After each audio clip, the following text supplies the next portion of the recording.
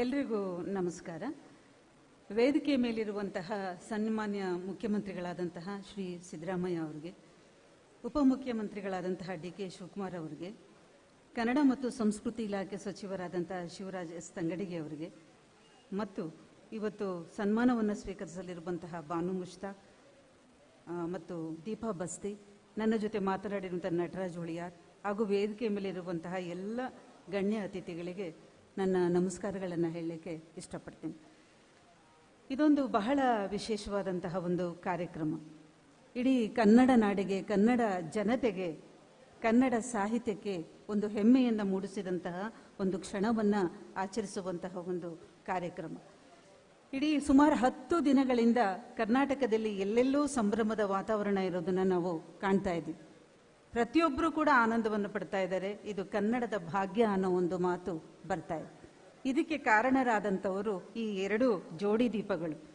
ಎದೆಯ ಹಣತೆಯನ್ನು ಬಾನು ಮುಷ್ತಾಕ್ ಅವರು ಬರೆದ್ರು, ಅದನ್ನು ಹಾರ್ಟ್ ಲ್ಯಾಂಪ್ ಅಂತೇಳಿ ಅಂತಾರಾಷ್ಟ್ರೀಯ ಮಟ್ಟಕ್ಕೆ ದೀಪಾ ಬಸ್ತಿ ಅವರು ಅದನ್ನು ತಗೊಂಡೋದು.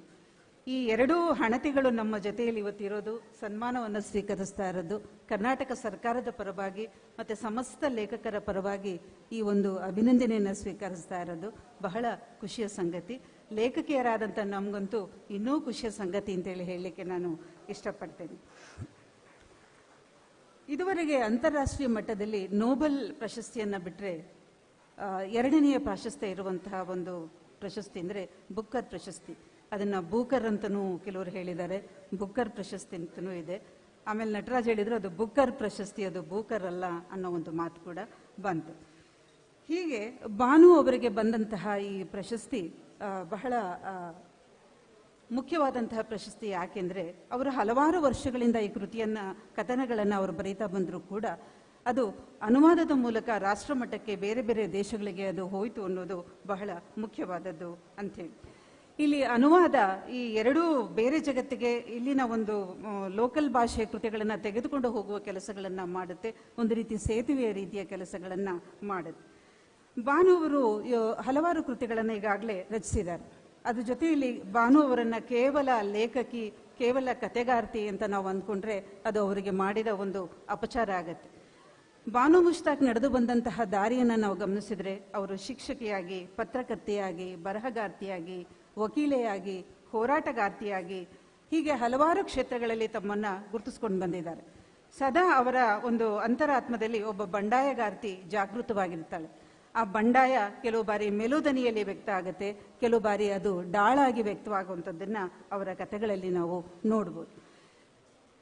ಬಾನು ಮುಷ್ತಾಕ್ ಅವರಿಗೆ ಇಂತಹ ಒಂದು ಶಕ್ತಿ, ಶಕ್ತಿ ಬಂದದ್ದು ಎಲ್ಲಿಂದ ಅಂಥೇಳಿ, ಸಾಮಾನ್ಯವಾಗಿ ಯಾವ ಬರಹಗಾರರು ಹೋರಾಟದ ಜೊತೆಯಲ್ಲಿ ತೊಡಗಿಸ್ಕೊಂಡಿರ್ತಾರೋ ಅವರಿಗೆ ಸ್ವಾಭಾವಿಕವಾಗಿಯೇ ಸಮಾಜವನ್ನು ಪ್ರಶ್ನಿಸುವ, ಅಭಿವ್ಯಕ್ತಿಸುವ ಒಂದು ಧೈರ್ಯ ಬರುತ್ತೆ. ಬಾನು ಮುಷ್ತಾಕ್ ನಡೆದು ಬಂದ ದಾರಿಯನ್ನು ನೋಡಿದ್ರೆ ಬಂಡಾಯ ಚಳುವಳಿಯ ಜೊತೆಯಲ್ಲಿ ಅವರು ಗುರುತಿಸ್ಕೊಂಡಿದ್ರು. ಬಂಡಾಯ ಚಳುವಳಿ ಹಿಂದೆ 12ನೇ ಶತಮಾನದಲ್ಲಿ ವಚನ ಸಾಹಿತ್ಯ ಯಾವ ಕ್ರಾಂತಿಯನ್ನು ಉಂಟು ಮಾಡಿತ್ತು, ಆ ರೀತಿ ಎಲ್ಲ ವರ್ಗಕ್ಕೆ ಸೇರಿದಂತಹ ಜನರನ್ನ ವೇದಿಕೆಗೆ ತರುವ, ಮಹಿಳೆಯರನ್ನ, ಅಲ್ಪಸಂಖ್ಯಾತರನ್ನ ವೇದಿಕೆ ತರುವ ಕೆಲಸವನ್ನ ಮಾಡಿತ್ತು. ಹಾಗೇನೇನೆ ಇಲ್ಲೂ ಕೂಡ ಇಲ್ಲಿ ಈ ಥರದ ಕೆಲವು ಸಂಗತಿಗಳನ್ನು ನಾವು ಗಮನಿಸಬೇಕಾಗತ್ತೆ. ಈ ಹಿನ್ನೆಲೆಯಲ್ಲಿ ಬಂದಂತಹ ಬಾನು ಅವರ ಪ್ರಧಾನ ಕಾಳಜಿ ಹೆಣ್ಣಿನ ಲೋಕ. ಅವರು ಅದನ್ನೇ ಹಲವಾರು ಕಡೆ ಹೇಳಿದ್ದಾರೆ, ಹೆಣ್ಣಿನ ಒಂದು ಲೋಕವನ್ನು ಕುರಿತು ನಾನು ಬರಿತೀನಿ ಅಂತೇಳಿ. ಹಾಗೆ ಓದಿ ನೋಡಿದರೆ ಅದು ಕೇವಲ ಹೆಣ್ಣಿನ ಲೋಕ ಮಾತ್ರ ಅಲ್ಲ, ಒಂದು ಸಮುದಾಯದ ಒಳಗಡೆ ಇರುವಂತಹ ಬಡತನ, ದೌರ್ಜನ್ಯ, ಧರ್ಮದ ಹೆಸರಿನಲ್ಲಿ ನಡೆಯುವಂತಹ ದೌರ್ಜನ್ಯಗಳು, ರಾಜಕಾರಣ, ಎಲ್ಲ ಸಂಗತಿಗಳನ್ನು ಕುರಿತು ಆ ಕಥೆಗಳು ಮಾತಾಡ್ತಾ ಹೋಗುತ್ತೆ. ಅವರಿಗೆ ಇನ್ನೊಂದು ಈ ರೀತಿಯ ವ್ಯಕ್ತಿತ್ವವನ್ನು ಕೊಟ್ಟಂತಹ ಇನ್ನೊಂದು ವೃತ್ತಿ ಯಾವುದಂದ್ರೆ ಪತ್ರಕರ್ತರ ವೃತ್ತಿ. ಲಂಕೇಶ್ ಪತ್ರಿಕೆಯಲ್ಲಿ ಸಾಕಷ್ಟು ಅಂಕಣಗಳನ್ನು ಅವರು ಬರ್ಕೊಂಡು ಬಂದಿದ್ದಾರೆ. ಅಲ್ಲಿ ಸುತ್ತಮುತ್ತ ನಡೆಯುವಂತಹ ದೌರ್ಜನ್ಯಗಳನ್ನು, ಹೆಣ್ಣು ಮೇಲಿನ ಶೋಷಣೆಗಳನ್ನು ಅವರು ಅಂಕಣಗಳ ರೂಪದಲ್ಲಿ, ಲೇಖನಗಳ ರೂಪದಲ್ಲಿ ಅವರು ಬರಿತಾ ಬಂದಿದ್ರು. ಹೀಗೆ ಬಾನು ಮುಷ್ತಾಕ್ ಅವರಲ್ಲಿ ಈ ಸರ್ವವೂ ಸೇರಿರೋದ್ರಿಂದನೇ ಅವರ ಕಥೆಗಳಿಗೆ ಒಂದು ಅಥೆಂಟಿಸಿಟಿ ಇದೆ. ಅದು ಜಗತ್ತಿನ ಎಲ್ಲ ಹೆಣ್ಣು ಮಕ್ಕಳ ನೋವನ್ನು, ಕಥೆಯನ್ನು ಹೇಳುವಂತಹ ಒಂದು ಸಾಧ್ಯತೆ ಆ ಕಥೆಗಳಲ್ಲಿ ಇದೆ ಅನ್ನೋದನ್ನು ನಾವು ಗಮನಿಸಬೇಕು. ಕೇವಲ ಬರಹಕ್ಕೆ ಮಾತ್ರ ಅವರು ಸೀಮಿತರಾಗಿ ಉಳಿದೆ. ದತ್ತಪೀಠ ವಿವಾದದಲ್ಲಿ ಅವರು ನಾಯಕತ್ವ ವಹಿಸಿದಂತಹ ಒಂದು ಯಾವುದು ಆ ಒಂದು ಚಳುವಳಿಯಲ್ಲಿ ಭಾಗವಹಿಸಿದ ಘಟನೆಗಳನ್ನು ನಾವು ನೋಡಬೇಕು. ಹಾಗೆ ಹಾಸನದ ಪೆನ್ಡ್ರೈವ್ ಪ್ರಕರಣದ ಸಂದರ್ಭದಲ್ಲಿ ರೂಪಾ ಹಾಸನ್ ಮತ್ತೆ ಅವರು ವಹಿಸಿದಂತಹ ನೇತೃತ್ವವನ್ನು ಕೂಡ ನಾವು ಗಮನಿಸಬೇಕಾಗತ್ತೆ. ಹೀಗೆ ಹೋರಾಟವು ಬದುಕು ಮತ್ತು ಲೇಖನಿಯೂ ಎಲ್ಲವೂ ಆಗಿರುವಂತಹ, ಜೊತೆಯಲ್ಲಿ ವೃತ್ತಿಯಿಂದ ಅವರು ವಕೀಲರಾದದ್ರಿಂದ ಇನ್ನಷ್ಟು ಈ ಥರದ ಗಮನಿಸುವ ಸಮಾಜವನ್ನು ಗಮನಿಸುವ ಪ್ರಶ್ನೆ ಸಹಜವಾಗಿ ಬರುತ್ತೆ ಅಂತ ಹೇಳಿ ಅವರು ಒಂದು ಕಡೆ ಮಾತನ್ನು ಹೇಳ್ತಾರೆ. ನಾನು ಬೇಗನೆ ಮುಗಿಸ್ತೀನಿ. ಅಭಿವ್ಯಕ್ತಿ ಸ್ವಾತಂತ್ರ್ಯದ ಬಗ್ಗೆ ಒಂದಷ್ಟು ಮಾತುಗಳನ್ನು ಅವರು ಹೇಳ್ತಾರೆ.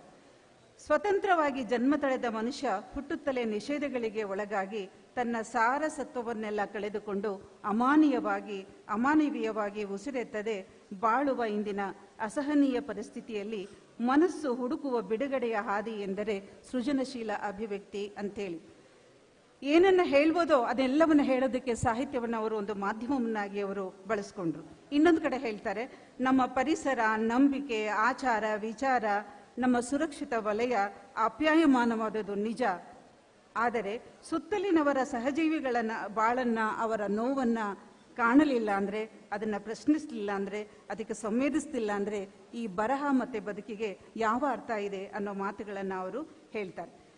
ಇನ್ನೊಂದು ಕಡೆ ಹೇಳ್ತಾರೆ ಅವರು, ಸ್ಥಾಪಿಕ ಹಿತಾಸಕ್ತಿಗಳಿಗೆ ಇರುವ ಸಂಘಟನಾ ಶಕ್ತಿ ಸೃಜನಶೀಲ ವಲಯಕ್ಕೆ ಯಾಕೆ ಸಾಧ್ಯವಾಗಿಲ್ಲ ಅಂತೇಳಿ ಹಲವಾರು ಭಾಷೆಗಳಲ್ಲಿ ಬರೆಯುವಂತಹ ಲೇಖಕರನ್ನ ನಾನಾ ಕಾರಣಕ್ಕಾಗಿ ಬಂಧಿಸಿ ಜೈಲಲ್ಲಿಟ್ಟಂತಹ ಸಂದರ್ಭದಲ್ಲಿ ಈ ಮಾತುಗಳನ್ನು ಅವರು ಆಡ್ತಾರೆ. ಹೀಗೆ ವಕೀಲೆಯಾಗಿಯೂ ಪ್ರಶ್ನಿಸಿದ್ದಾರೆ, ಸಾಮಾಜಿಕ ಹೋರಾಟಗಾರ್ತಿಯಾಗಿಯೂ ಪ್ರಶ್ನಿಸಿದ್ದಾರೆ, ಸಾಹಿತ್ಯದ ಮೂಲಕ ಕೂಡ ಅವರು ಪ್ರಶ್ನಿಸಿದ್ದಾರೆ. ಹಾರ್ಟ್ ಲ್ಯಾಂಪ್ ಅನ್ನೋದು ಅವರು ಪ್ರಕಟಿಸಿದ 5 ಕಥಾ ಸಂಕಲನಗಳಲ್ಲಿ ಆಯ್ದಂತಹ ಕಥೆಗಳು.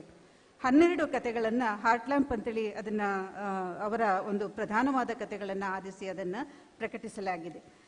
ಹೀಗೆ ಅವರ ಒಂದು ಕಥೆಗಳನ್ನು ಅವರು ಬೆಳೆದು ಬಂದಂತಹ ರೀತಿಯನ್ನು ನೋಡಿದರೆ, ಒಂದು ಕಥೆಯ ಒಂದು ಸಾಲನ್ನು ಹೇಳಿ ನನ್ನ ಮಾತನ್ನು ಮುಗಿಸ್ತಾ ಇದ್ದೀನಿ.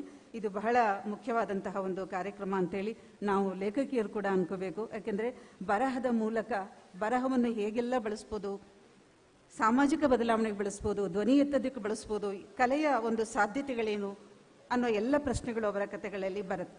ಅವರೊಂದು ಕಡೆ ಹೇಳ್ತಾರೆ, ಹೆಣ್ಣು ಮಕ್ಕಳ ಬಗ್ಗೆ, ಮುಸ್ಲಿಂ ಸಮುದಾಯದ ಹೆಣ್ಣು ಮಕ್ಕಳ ಕುರಿತು ಮಾತಾಡ್ತಲೇನೆ ಎಲ್ಲ ಸಮುದಾಯದ ಹೆಣ್ಣು ಮಕ್ಕಳ ನೋವನ್ನು ಅವರು ಎತ್ತುತ್ತಾ ಹೋಗ್ತಾರೆ.